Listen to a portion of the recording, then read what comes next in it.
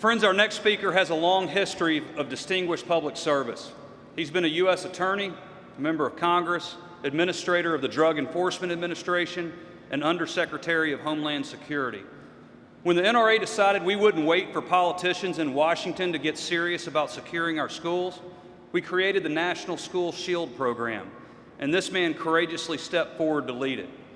He knew this would put him squarely in the crosshairs of the anti-gun media, but he also knew that our kids deserve the highest level of protection in their schools. So he put his reputation on the line to make sure they get that protection. Ladies and gentlemen, please join me in giving a warm welcome to our great friend of freedom, Asa Hutchinson.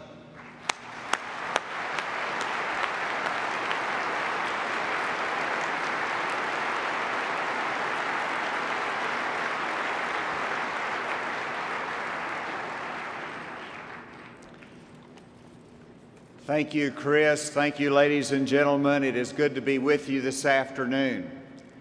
As Chris reflected, in December of last year, our nation's heart was broken after we learned of the shooting of the school children at Sandy Hook Elementary School in Newtown, Connecticut.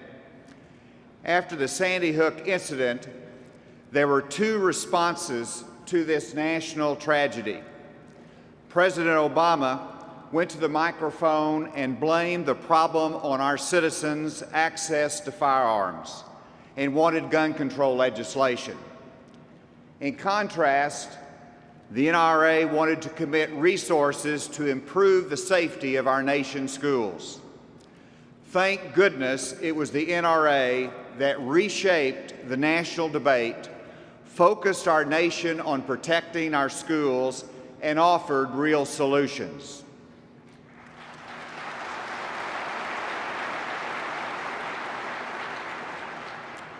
Last December, I received a call from Wayne LaPierre, and he asked if I would lead a national task force of experts to improve the safety of our schools. I said absolutely yes. I had a background in security as a U.S. attorney at Homeland Security, and who could say no to doing something to improve the safety of our school children as they go to the schools every day? The NRA promised the resources, the staff support, and complete independence in making recommendations on school safety. The task force worked for 3 to 4 months, hard, and completed its report last month. And I'm here to tell you that the NRA fulfilled every promise and has done something good for America.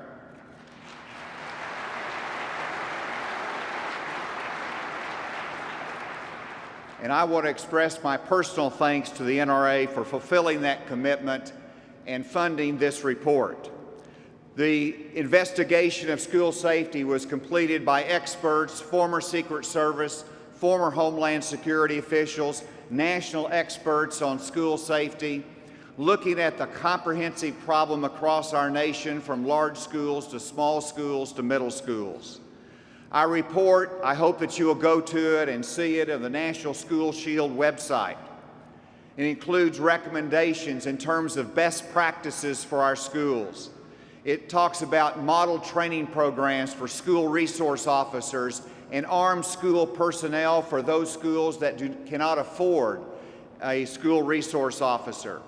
We hope to develop an online assessment tool that will be available for every school in our nation, whether a public, private, or parochial school. This is the objective of the National School Shield program and part of our recommendations, among many others. And I want to thank each of you for the thousands of calls and letters and emails in which you said, we want to help you in your effort. What can we do to make our schools safer? But yet our work is not yet done. I look forward to the long-term commitment of the NRA on school safety, the implementation of our recommendations, the creation of online resources to support our schools, all under the National School Shield program.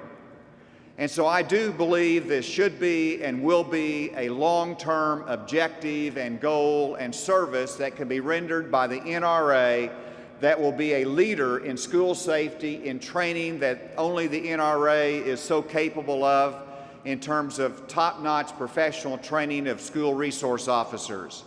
They can take the lead in school safety. They should have that mantle. But we also know that President Obama is continuing his agenda to regulate firearms and to destroy the NRA as part of that agenda. He is capitalizing on the cultural differences in America, where some of us, yes, we cling to our guns and religion, and others, well, they have a different approach. But what President Obama fails to understand is that there is a Second Amendment. Citizens do have the right to bear arms, and you cannot legislate it away.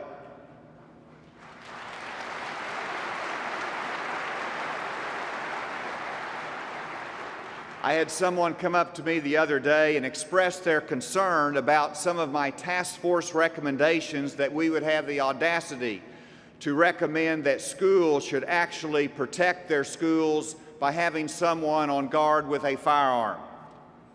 I reminded that person that President Clinton first initiated the whole concept of armed guards in the schools. His response was, "No, those were police officers."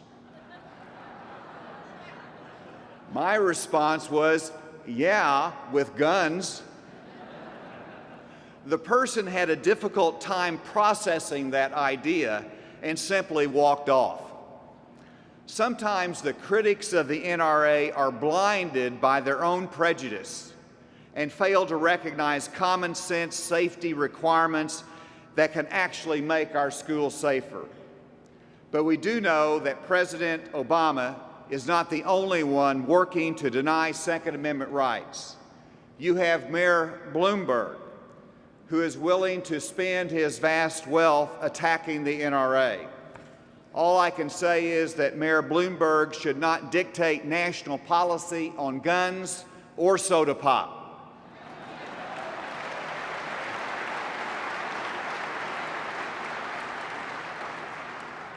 I want to emphasize a couple of points as you talk to your friends and neighbors about what the NRA through the National School Shield Task Force has recommended in terms of school safety. First of all, it's fundamental as a conservative and as logic dictates that security measures should be controlled by local school districts, not dictated by Washington, but simply what is best for the local school that is demonstrated by common sense and the best security practices that can be put into place.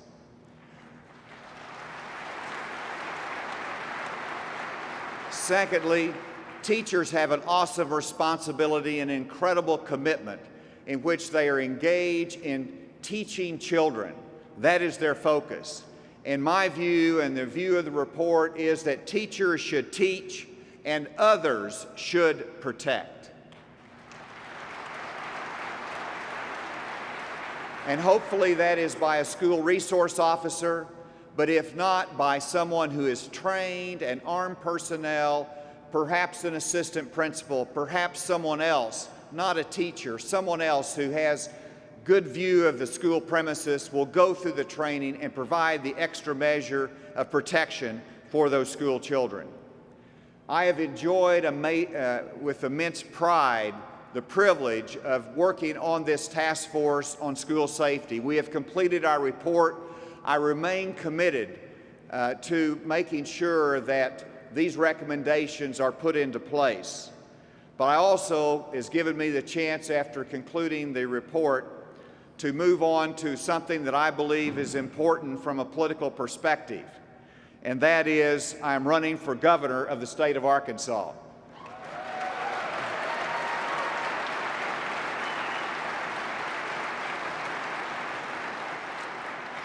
And as a former member of Congress, I understand the importance our national Congress plays in protecting the Second Amendment, but governors and our legislatures play an incredibly important role as well. And so the states can lead in this arena.